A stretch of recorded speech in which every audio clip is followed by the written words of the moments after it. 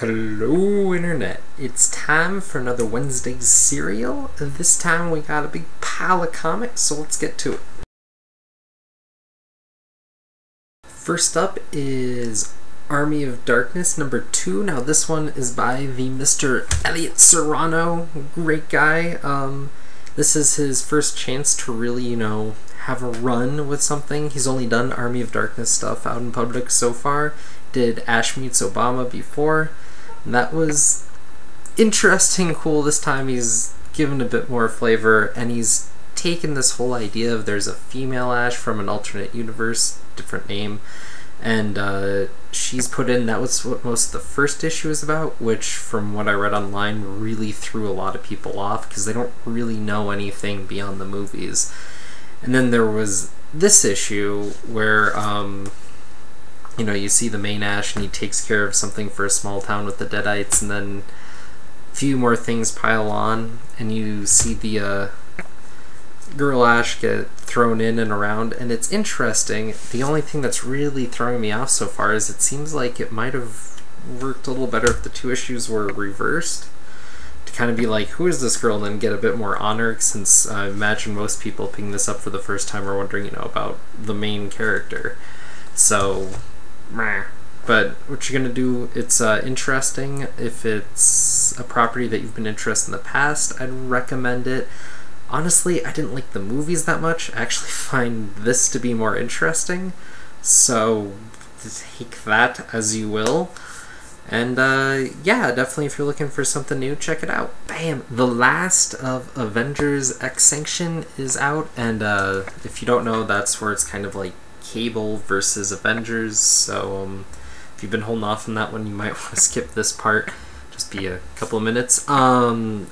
Just found it kind of interesting that this whole book is basically at this point just leading into the big Avengers X-Men event, and it kind of falls flat for that. I mean, it was an interesting ride, but you see Cable kind of villainize himself, and he talks about this war with the Avengers, but there's no real reason why. They kind of dodgily start to get at it, but not really. Maybe you can infer a couple things more than I did, but no. At the end, you see Cable's techno-organic virus taken away.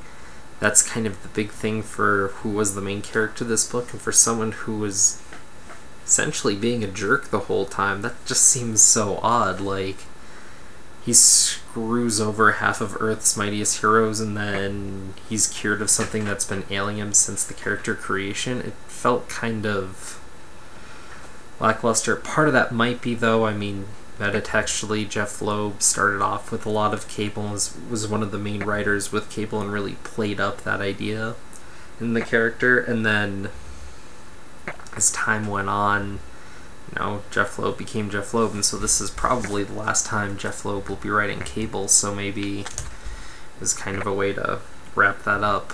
Yeah, it was interesting, and there's a lot of little hints and tips to the big event coming up, and this is considered required reading for it, but yeah, kind of like the other one with the Young Avengers, the Search for the Scarlet Witch, which was kind of dubious by the end as well. So hopefully rereading it later after this whole event comes out maybe would be more interesting. I'm willing to bet Cable's going to play a kind of Deus Ex Machina near the end of that event, as per all this setup, which would be nice because the last event that Cable's a part of, Civil War, he should have played a bigger part. At the time, he was written as kind of a world player, had his own nation, was kind of on the league of like Magneto or Namor or Doctor Doom, except more altruistic. And it's been kind of hard to read Cable since Cable and Deadpool, which was the book he was in at the time, because they made such a much more interesting character who held up so many ideals that superheroes fight for, but then also had the political backing to like put that sort of assertion to the world and have somewhere that people can go. And it was it was a really interesting idea, and I think added a lot, not just for a great comic, but to the Marvel Universe as a whole, because it was this whole philosophical idea being played out in the pages of the comics. So sad to see that go, and it's sad to see the character revert to, you know, big gun soldier, future fighter sort of deal, instead of this more political idealist, which they evolved him into and degenerated him from. So hopefully, since he's still alive and more clear-headed, I guess, they could get back to it. Yeah, I doubt it. Let's talk Saga. This book is awesome. It is Vonnegut and Fiona Staples. It's $2.99 for a big pile of comic, so bam. Just that many pages of Staples art is worth picking up the book alone, but the story's awesome. Like anything else that's high fantasy with drugs and violence and sex, you're going to get a lot of awesome stuff with characterization that you're not going to find in most other books. This is just pure imaginative effort and a good argument for why comics are comics. Admittedly, if this continues to go really well, I'm willing to bet it will be optioned for a movie or a TV show or something. But in all honesty, this, you couldn't sell a show like this, and I don't think it would translate well because there's too much content that's just flipping by that would get too high of a rating. This works awesomely as a comic, and also there's just some panels and some layout things that just work beautifully. I mean, man, this is the sort of thing that makes Image awesome. Image is making comics a medium and not just the superhero genre. This is the sort of book you should be checking out to see if it hits your taste barriers. There's really no reason to not pick this up to see if you like it. If you have to drop some book that you've been sketching on for a while to try this out for 1 month, do it. This is the sort of thing, it's great, and it's also awesome to see Image moving past just this mini-series idea. And as much as I appreciate the model of, you know, you have 5-6 issues to turn out a mini, if it does well you can do another one and keep going with the series, as there's so many things with Image and Boom and anything that's not the big two right now. It's awesome to see Image take some big name talent, and frankly Fiona Staples, who's been undersold for way too long, to see them get on a book, and that it's been doing this well, this quickly, is a great bit for the medium. And I think this is the kind of book that you could push on someone else who's like, I don't like comics because I don't like Superman and Batman, all that. Great.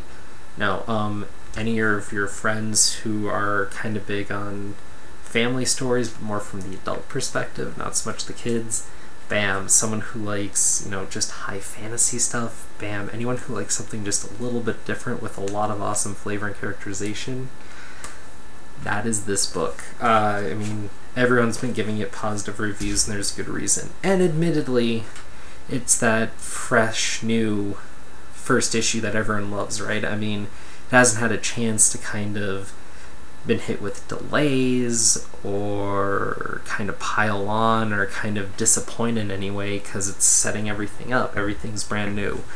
And so I'm really hoping to keep going. I have some mixed bags feelings about this comic for the long run, just because it's Brian K. Vonnegut at the helm. He's really good at writing even some longer stories, but when it comes time to, you know, wrap it up and do an ending, he's known for falling a bit short. So, if you don't know what I mean, read Y the Last Man, and I think you'll see what I mean. Again, not a terrible ending.